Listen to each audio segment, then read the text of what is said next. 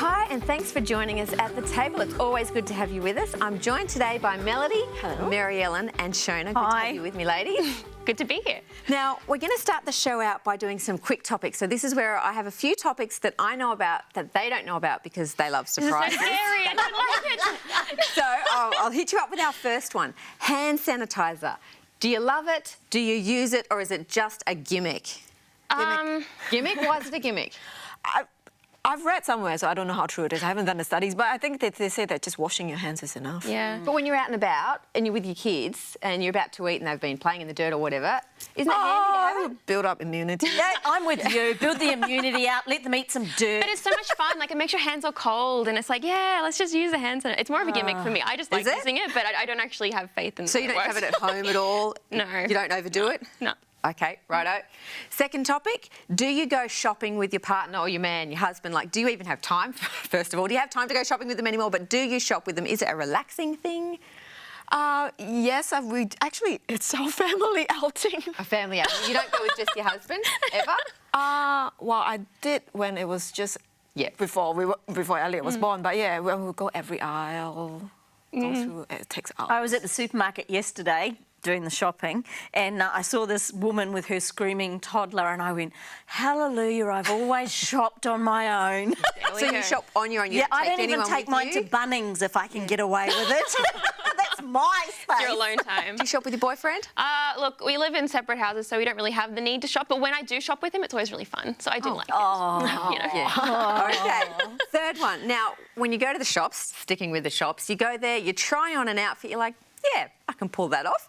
And then you get home and you look in your own mirror and you're like, what was I thinking? Every time. And I have a new philosophy. If the item I'm wearing doesn't spark joy within the first instant I put it on, I just don't buy it. Because I know when I get home... it doesn't spark instant joy. If it doesn't spark instant joy, I don't buy it because I know when I get home I'm going to regret it. So, right. Yeah. Shona? Oh, I don't have that problem. I know my style. Top and jeans. Righto. Simple. Melody? Not so much that, but the problems I always have when I'm buying long sleeve tops is that by the time I get home, it somehow shrinks. That's so funny. Do you put it in the wash as soon as you get home? Or it's even before I wash it, it's like, what happened? That's so weird. Well, I feel like I've eliminated that problem now because if I see something, most of the time I'm shopping with my kids. So I just buy it and then try it on at home. So I'm only looking in the one mirror and then I return it when I have time or can be bothered. So that's probably why there's a few things hanging in my wardrobe that shouldn't be there. Anyway, ladies, we're going to move on. So I've got another hot topic. This one is about what age you should be or what age your kids might be when you stop being naked in front of them. So there was an article in romper.com on the website there, and they, like many other websites, have done an article on this because it's a question I reckon a lot of parents have. I have it. Is there even a specific age? I'm sorry, boys. I did it this morning. So there's no age? How old are your boys, Shona? 20. He walked in the front door. I was standing in my bra and undies getting ready for work, and he walked in the front door and he went, morning, Mum. Went to his room. The disappointment. Nice. Okay, so no age. No. I think as soon as they have long-term memory, I'm going to be like, nah. Yeah, I've never been comfortable with being naked around my parents. My parents have never... We're not very touchy-feely open people. We're very independent and, you know, reserved people. Because the best thing about reading these articles online is always the comments under the article from people, because you've got some who are like, yeah, my kids are 12 and I still, you know, walk out, get dressed in front of them and it's not a problem. And then you've got the other parents who are like, that's disgusting. Yeah, I'm with them. But it was really interesting on some of those comments underneath about body image. And that made me start to think that, yeah, maybe we are too prudish about hiding stuff away, and that could be a cause of girls' and boys' body image. Do you remember a few weeks ago we had Dr. Patricia Wirakoon on here, and she was the one saying, start young. You're the ones who are going to give the healthiest message about your body and their body and all the parts and that sort of thing. But there is the body, like I think there is the body image thing, and it would be great to just be, you know, not constantly naked, but comfortable to be naked in front of your child of the own gender. But when it's a child of a different gender, that's where it gets a little bit tricky, I feel, because there is that sexual element as well when they get to a certain age, and so I'm not sure how to tackle it. I've got a son, so yeah, I ask my husband every time, it's like, when should I stop Yeah, well, they in a few of the articles I read, I think it was a doctor recommended actually that as soon as they start asking what it is between your legs, kind of thing, that's the age when you start covering up. Doesn't that spark a communication? Well, that's true as well. Yeah, and open communication, and that's what I've always had with my boys. We've always talked about that stuff, and I remember telling you a story. Sorry, but I remember hearing my boys. They were about 12 and 13, I think, and they were having a full-on Barney in their bedrooms. And I jumped out of the shower and raced into the bedroom, stark naked, dripping wet, and went, "Really? Must I come out here and discipline you like this?" And they just went, "No, Mum." I had the issue yesterday. I hopped in the shower and my 4-year-old came in to talk to me and she's like, "Oh, right, is this what we're doing?" And off she stripped and I'm like, whatever, you know. But then she starts asking questions, but I answer them because I feel like I want to be the one to give that message, not the shop at Westfield where I walk down and outside of bras and things there's a, naked woman out the front. Or some kid behind the bike shed. Yeah, well, that's right. Do you think kids can tell if you're uncomfortable in your own body, though? Yeah, I reckon subconsciously they absolutely can. Yeah. So being that role model, I guess, because really it is the ugly naked truth. Because I mean, Photoshop, everyone is airbrushed and beautiful, and then they're getting that real raw reality. We're not all the Kim Kardashians of the world, are we? So. No, thank goodness. Sorry, Kim. No, look, I think it's probably up to everyone, and you sort of read the cues from your own kids, I would say. They'll probably start to give you the idea when they're uncomfortable and they'll start shutting the door or having their own privacy, won't they? Yeah, they do. Sort of sort that Mine out. do. Yeah, I reckon. No worries. Well, look, coming up, we've got Mandy. She's going to make a face mask. I don't think I've ever done a face mask in my life, so I'm going to learn. Have a look. When we go to the store, we look down the cosmetic aisle, there is a whole array of things that we can use for our skin to make it look great. But I'm going to show you 2 simple DIY face masks that you can make in your kitchen just with things you find in your pantry. Both of these face masks have incredible properties in them. I'm going to be showing you one that is great for getting rid of acne and blackheads, which nobody likes to see. And then the second one will be for moisturising your skin. We're going to start off with our acne and blackhead face mask. For this one, we're going to be using 1 heaped teaspoon or about a tablespoon of bentonite clay. Bentonite clay has amazing detoxifying properties that will really help to clear up your skin. To that, I'm going to add about a teaspoon of honey. Then I'm going to add about 5 drops of lavender essential oil. And then I'm just going to add some apple cider vinegar until it makes a thick paste. Now the apple cider vinegar is great at also detoxifying your skin and tightening those pores as well. The honey is antibacterial, which will help to fight the bacteria that builds up to cause acne and blackheads. Okay, once you have all your lumps out of that and it's nicely mixed up, make sure you apply it to a clean, dry face. I usually like to use a foundation brush to apply it so you get it nice and evenly on your skin. Let this sit for about 10 to 15 minutes or longer if you wish before rinsing off with a warm face cloth. For our moisturising face mask, we're going to be using about 1/4 of a fresh avocado. And to that, we're going to add about 1/4 of a banana. We're going to add about 5 drops of lavender essential oil again. And then a little bit of olive oil to help form a nice thick paste. Right, we'll get out a fork so we can mash that all together. Alright, once all our lumps are out of that and we have a nice thick paste, simply apply that again to a clean, dry face using a foundation brush or your fingers. Let it sit for about 15 minutes before rinsing with a warm face cloth. Don't forget to moisturise your skin after using these as well. Thanks so much for watching these simple face mask hacks. I hope you enjoyed it. Let us know on our Facebook page at The Table TV Show what you think about these and if you try them, how they work for you. We love to hear from you as always, and we'll see you next time. For never have done a face mask ever in my life. It is a bit weird, I will say. I always do face masks. Really? Yeah, I don't. all the time. I don't think I've ever done. Maybe that's why I've got so many wrinkles. Yeah, I was going to say that. Maybe that's why my skin's so bad, but she used a lot of good ingredients there. About doing it, but yeah. Well, we're going to move on to our next topic. So, there's probably no surprise why I like this topic, but in Melbourne, Handsome Her Cafe have put a sign out the front of their little restaurant saying, and they've got 3 rules here. 1, women have priority seating. 2, men will be charged an 18% premium to reflect the gender pay gap. And 3, respect goes both ways. What do you think? Because it's caused a bit of a media storm. People are sort of getting on the imagine. bandwagon. I think that is exactly Great the reason why they did. Yeah, it's been all Absolutely. media, but we got this one from the ABC website and they've had a look at it. But what do you reckon?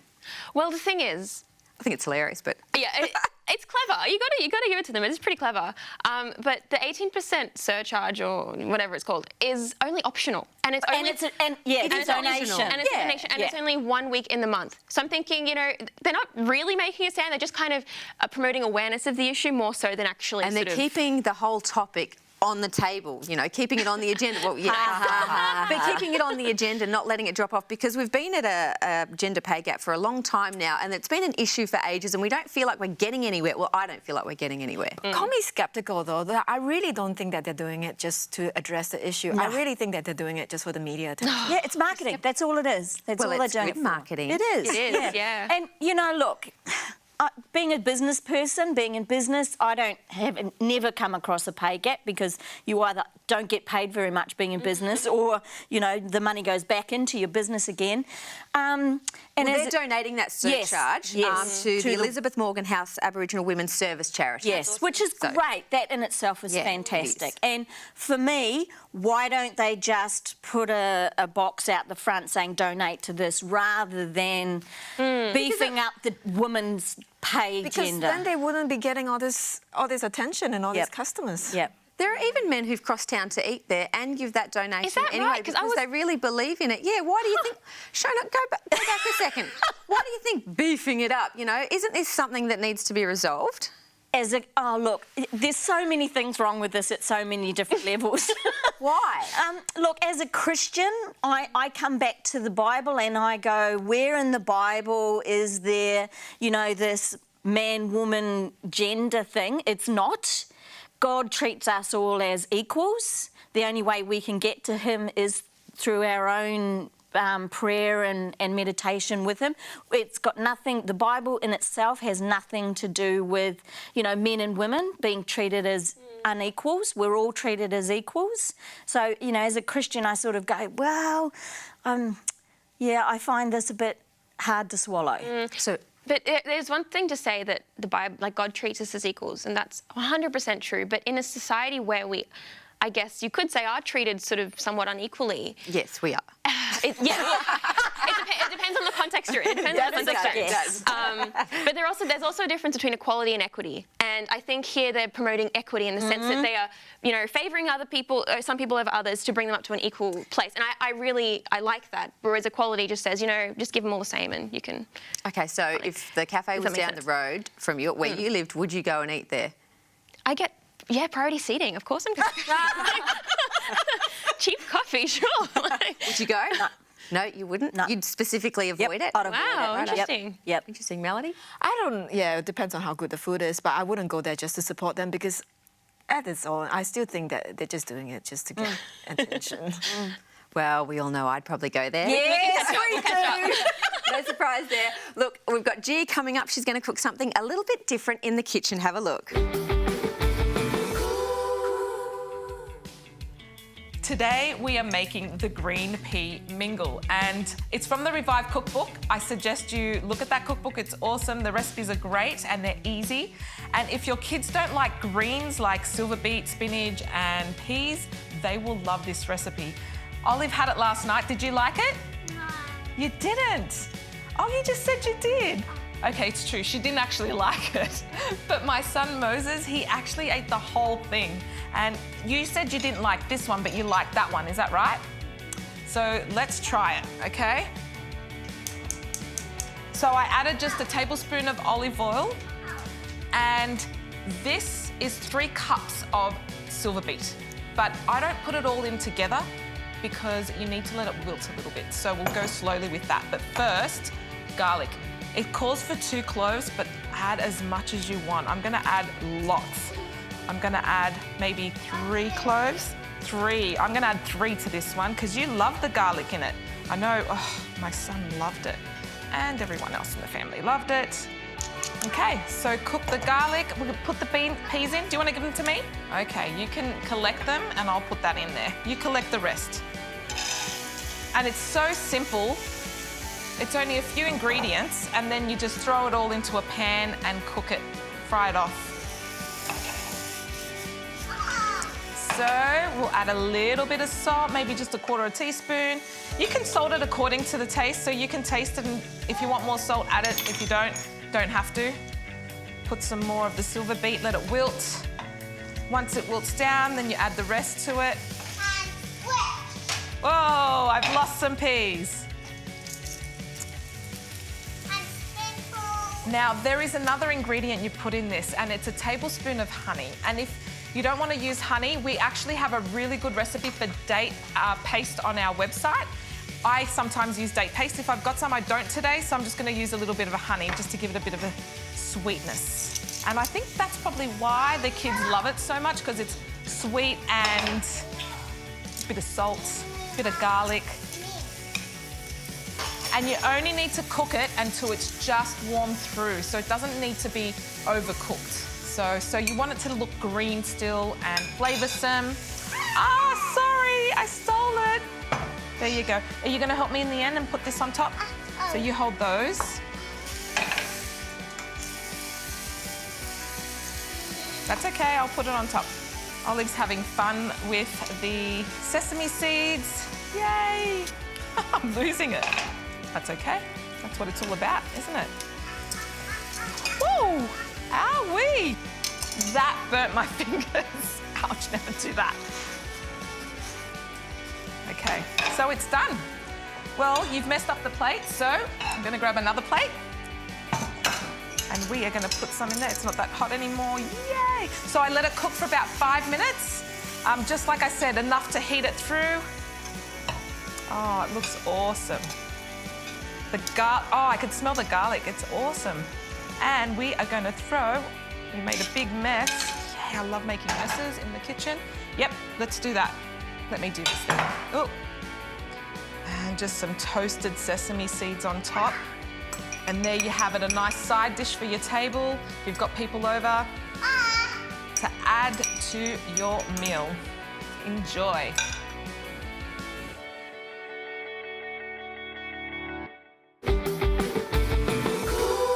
I hope Olive doesn't put a pea up her nose. The reason I say that is because our next guest, Sarah Hunstead, thank you for joining us, is a paediatric emergency nurse. You've done that for 15 years. You are the founder of CPR Kids, and you have written a book, you're an author, called A Life, a Finger, a Pea Up the Nose. I love it. Yeah, now, I've got to start. How did you come up with the title for that?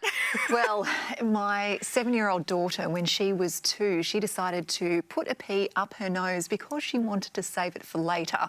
Because, of course, that's what you want to do when you're 2. It kind of makes sense, and it's a handy little hole, isn't it? It is, absolutely. But look, Sarah, you would have seen so much in your time, particularly in emergency with kids. And as a mum, there's always those moments where you just freak out when something goes wrong with your kids. And you do a lot of CPR Kids, your company that you do is going around training people to be prepared for all of those things. That's right.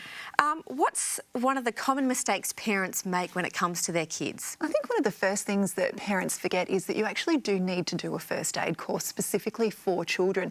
Just because you did your bronze medallion when you were 17 doesn't mean that you're going to know exactly what to do when your children are sick. Just shortly, what is the difference between... There are lots of differences. Firstly, children are not just little compressed grown-ups. That's not how they work. They're very, very different to us, and so that's why when doing CPR, we need to do different things with their head position, with the way that we give them breaths. There's lots of different things that we need to do. And with a grown-up, often what will happen is that when we get sick, we follow these signs and symptoms and we go to the hospital, but with children, they often will soldier on. They just, they don't feed properly, or they're just not quite right. And that's what we need to look out for. So being an emergency paediatric nurse for 15 years, that's quite impressive. What inspired you to start up CPR Kids? So there were 2 little boys, both completely separate incidences, and the first one was a little boy who actually drowned in his backyard. He drowned in a water feature that Mum had actually emptied, but it was heavily raining and it had about that much water in there. And so she came and found him, blue, not breathing, and she immediately started CPR. And she screamed until the neighbours heard her, and they called an ambulance, and his heart was actually stopped for 64 minutes. Wow. Which is a really, really long time, but he recovered. And, you know, obviously divine intervention there, but his mum knew what to do. She started CPR immediately. So not only did he recover, but he's a completely normal little boy today. Wow. And that's because his brain never lacked that blood and therefore oxygen.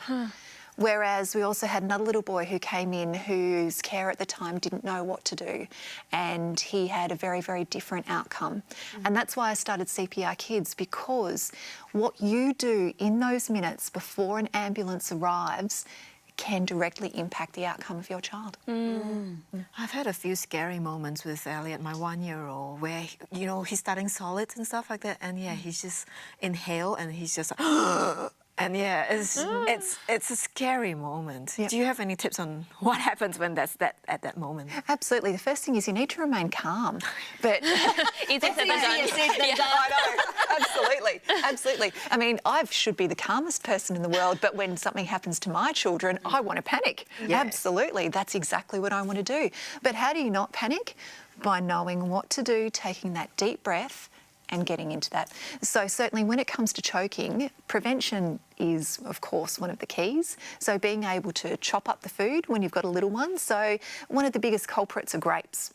So they're those Shona lovely... laughs. Yeah. Shona laughs because I almost choked on a grape, but I was 16. Yeah, so how old are you, Mary Ellen? So they are dangerous even when you're older. Just saying. Still slicing them up? Yes. That's right. Into quarters, even when you're in your 20s. Yeah, yes. Absolutely. So chopping up the grapes is really important. A grape is the perfect size to actually lodge into a child's airway. So being able to chop those into quarters, thinking about sausages too. You know, we want to chop them up into those lovely little round circles to give our kids when they're little, because let's face it, kids love sausages. But thinking about that little round disc, perfect size to lodge in that airway again, give them the whole sausage, let them gnaw on it, let them do all of that. But anything that is that perfect spherical shape, that's a problem.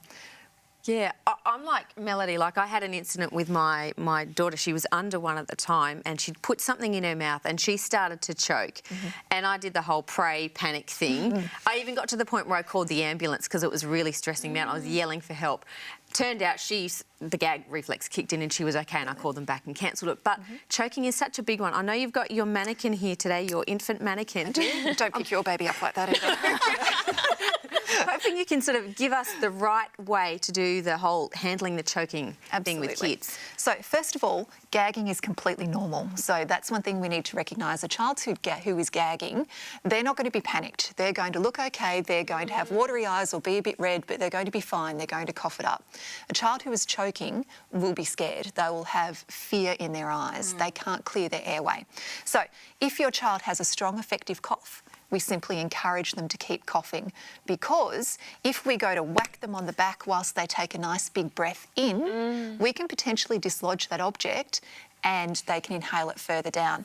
But if they have an ineffective cough, or they're silent, which is the really scary one, then we are going to pick them up out of the high chair or whatever it is that they're in. We're going to put them down over our legs so our leg is supporting them. We want to, because what we don't want to do is drop them on their head, because that's another set of problems we don't need at the time. We don't need to do that. So holding them supported, ideally a bit of gravity helping us, their bottom higher than their head, and between their shoulder blades with the palm of our hand, we're actually going to do some back blows. So it's not just a tap on the back, we're actually going to get in, and like a pendulum, up to 5 back blows. That's quite strong. Yeah, it is. So up to 5 of these. Obviously, if it comes out after the first one, we don't need to do all 5. We may want to, but we don't have to. However, if that doesn't work, we're going to turn them over again. Once again, supporting them so we don't drop them. For a small baby, we'd use 2 fingers. Can I just quickly ask, do you want their head down or up or flat when you're doing it? Ideally, a bit of gravity Okay. to help us is good, but, you know, if you've got a 4-year-old on your lap, you're not going to be able to do that. Yeah. So 2 fingers for a little baby, or the heel of your hand for an older baby or an older child. Exactly where you do CPR, so on that hard breastbone, not on their tummy, because we do not do the Heimlich manoeuvre anymore. We're going to give up to 5 chest thrusts. 1, 2, 3, 4, 5. If that doesn't help, straight back over into your back blows and we continue. 5, 5, 5 until either the object comes out or they become unconscious where we're starting CPR, and that's why you need to do a first aid course. Wow. The main thing that, just with what you're doing that, right? Like, the main thing that my first reaction is, that's really hard. I'm going to harm my child. No, But absolutely. I guess the question is, what would you prefer, a bruised baby or a baby who's choked? I know what I'd rather have. Wow, okay, that is quite confronting. So you go around doing this in all sorts of groups, mothers groups. Where do you do your CPR kids and what you do? So what we do is we go into maternity hospitals and teach in antenatal programs, but we also love coming around to families and mothers groups, and we do private sessions in home as well, because our mission is for every single parent and family member to know what to do to help their child in an emergency. So if you were if someone was a non-profit organisation or had a mother's group or a church group or something, they could get in touch with you. Absolutely, yes. Yeah. Yep. Yep. Every parent needs to have these skills. Can I quickly touch on fevers, because I know that's another big one for mums, and there's that debate out there. Let them have the fever because that's the body's way of fighting whatever it is. Yep. And others are saying, no, you got to, don't let them stress out. Give them a Panadol or something. Absolutely. What do you say? The important thing to remember is if your baby's under the age of 3 months and they have a temperature of 38 degrees or above, they need to be seen medically very urgently because they don't have the immune system that an older baby does. But if they are older, fever's a good thing. The body heats itself up to kill the virus or bacteria, but you can feel terrible. If you've had, a fever as a grown-up, you feel awful. If they are miserable, give them some Panadol, absolutely. But remember, it's not about lowering the temperature. It is simply about making them feel better. What we need to remember is, why do they have the fever? Fever is not an illness. It's simply a symptom of an illness. So it's about finding out what's the cause. That's an interesting thing that you brought up there, that it's not meant to lower the temperature, because, that's the first thing I do. Oh, give him the Panadol so that his temperature comes down. Yep.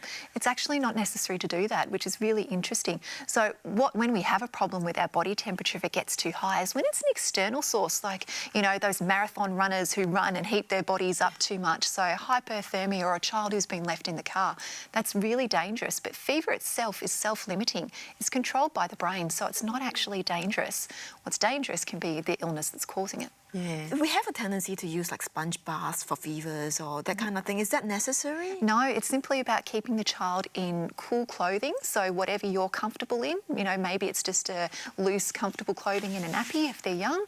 And it's simply about, if they're miserable, give them some Panadol. Well, thank you, Sarah. Thanks so much for sharing your wisdom and your knowledge. Your book, A Life, A Finger, A Pea Up the Nose.